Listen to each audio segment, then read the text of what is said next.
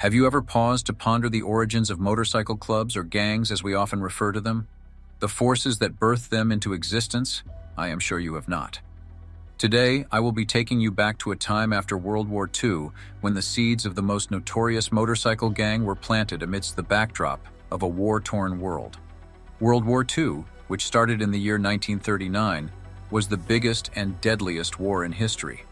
The world was plunged into a conflict of unprecedented scale, spanning more than 30 nations. It all began with the sinister invasion of Poland by the Nazis, setting off a 6-year-long catastrophe that claimed the lives of millions and left countless displaced from their homes. This brutal war finally came to a close in 1945, with the Allied forces triumphing over the Axis powers of Nazi Germany, Japan, and Italy. World War II was an era of darkness and despair, a chapter in human history that inflicted scars too deep to be forgotten. Yet amid the tales of valor and sacrifice, few paused to consider the fate of those veterans who survived the horrors of war. Did you ever find yourself wondering about their struggles and their feelings in the aftermath? Many of these veterans returned home haunted by trauma, unable to share their pain with civilians who couldn't fathom their experiences.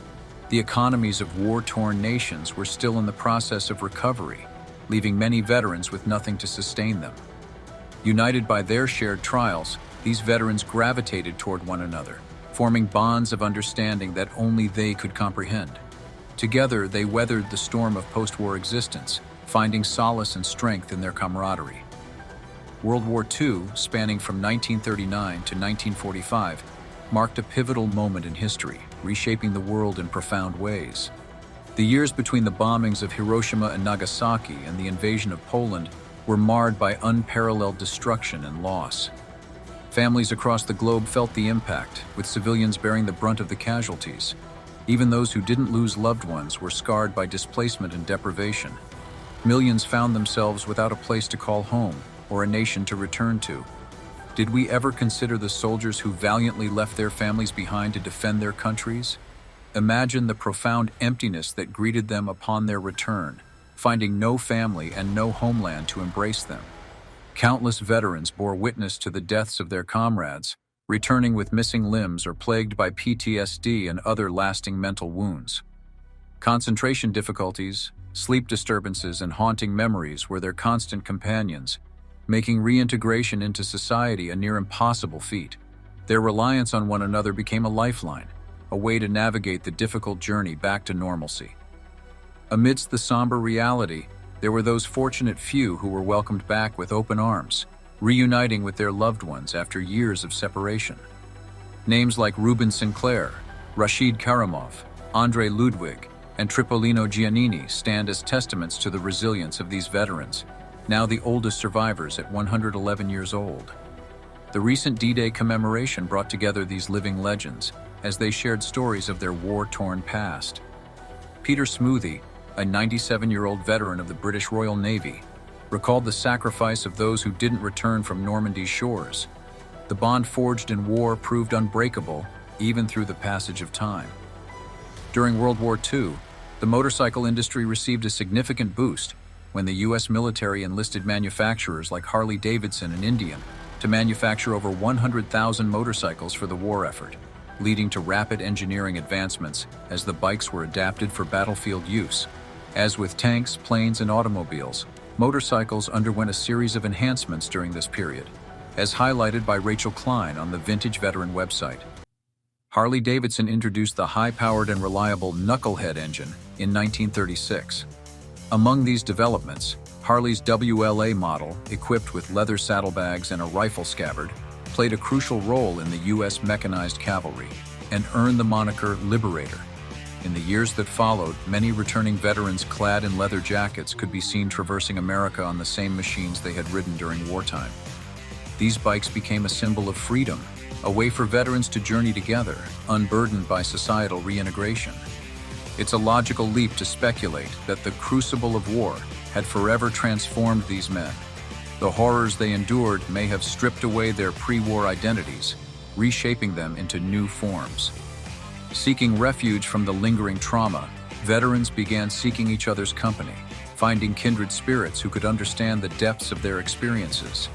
The very attributes that had once defined them in war, courage, camaraderie, wild spirit, found a new home on the open road.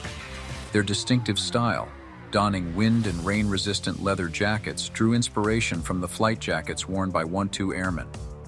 This tough, enduring material symbolized the resilience of both these veterans and their motorcycles, shielding them from the elements as they journeyed onward. In the summer of 1947, a small town named Hollister in California found itself in the midst of an unexpected storm. It was the 4th of July weekend, a time usually reserved for festive parades and patriotic celebrations. However, this year the town was flooded with 4,000 bikers, outnumbering the residents. These were no ordinary bikers. They were veterans groups like the Booze Fighters, rebelling against the tidy image the American Motorcycle Association, AMA, promoted. Amidst the freedom and racing, chaos erupted with fights and arrests. Notably, outlaw biker clubs like the Pissed Off Bastards of Bloomington and the Top Hatters Motorcycle Club stood out, defying the AMA's norms. The legacy, a vivid image of rebellious biker gangs etched into the town's history. In these post-war years, a group formed by members of previous smaller motorcycle clubs emerged that would come to epitomize the spirit of this era. The Hells Angels Motorcycle Club, which was established on March 17, 1948 in Fontana, California. This club was the brainchild of World War II veteran Otto Friedli. The very moniker Hells Angels had previously adorned bomber crews in Hollywood films, serving as a connection to the war. These veterans yearned for a space of camaraderie, a sanctuary away from a society that struggled to comprehend their wartime struggles. Motorcycle clubs like the Hells Angels granted them the freedom and adrenaline rush reminiscent of their war days. Hells Angels was one of such motorcycle clubs that was established after World War II to provide solace and companionship for veterans, and it served that very purpose during the first few years of its establishment. The club that was founded with good intentions has in recent times garnered a bad reputation with law enforcement due to its involvement in violent activities and illegal dealings in some chapters of the club's establishment. These violent activities and illegal dealings have greatly tarnished the image of the club, and the public no longer sees them as a good thing, but as a mere gang of men who drive recklessly and go about causing trouble for citizens around them. It goes without saying, indeed, the hatred the public now has for the club is warranted, as the destruction of lives and properties the club has conducted in the last 70 years since its establishment has spread wide in more than 56 countries, and over 444 chapters that have been established is too many to count. Yet even within this dark narrative, glimmers of light emerge. Not all motorcycle clubs devolved into criminality. We still have motorcycle clubs whose sole purpose is to ride together and provide companionship, as is the foundation on which the first motorcycle clubs were formed. Among the ranks of the Hells Angels, there remain those who uphold the original ethos of the club, fostering bonds of brotherhood and mutual support. While recent history might cast a shadow and paint the clubs in a bad way, the tradition of veterans motorcycle clubs endures. There are still motorcycle clubs now transformed into non-profit organizations conducting charitable rides for worthy causes and upholding peace and justice where necessary. As the rumble of motorcycle engines echoes through towns, an enduring symbol of American culture, we're reminded that perceptions are never black and white. Just as the roar of tailpipes carries an aura of rebellion and untamed freedom, it's a reminder that every coin has two sides. Even as the darker side might loom large, it's essential to acknowledge the good that remains. I leave you with a thought. Are motorcycle clubs solely synonymous with violence and chaos? Or can we also see them as communities united by the thrill of the open road and the companionship of kindred spirits? The discussion is yours to engage in. Share your thoughts, your experiences, and your perspectives on these clubs. Are they beacons of unity or cautionary tales? And that's a wrap for today. If you've learned a thing or two, show that like button some love and tell me in the comments what your view on motorcycle clubs is after watching this video.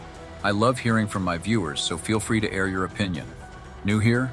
Catch up on previous videos, hit the subscribe button, and turn on the notification bell so you don't miss our next video.